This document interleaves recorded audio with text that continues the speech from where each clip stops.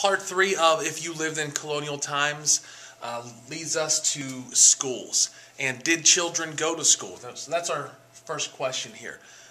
And the answer to that is some did and some didn't. Most went to a beginning school, and that beginning school was called a dame school. That dame school was held at the house of a woman in town, and she taught you how to read and write.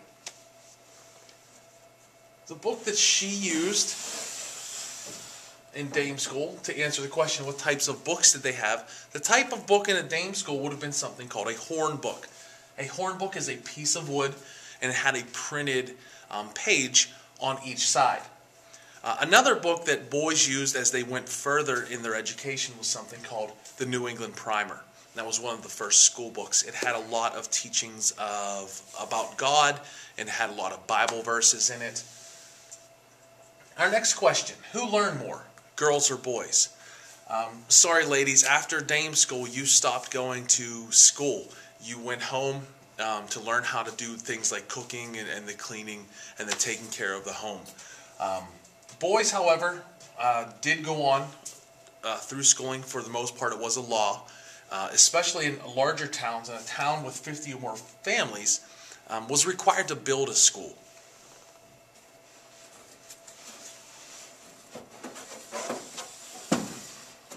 So what were schools like?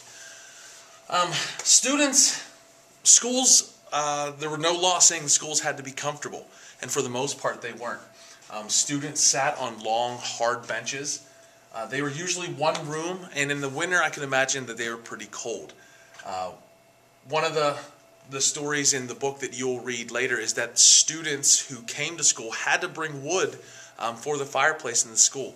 If you did not bring that wood, then you were punished by having to sit in the coldest part of the school.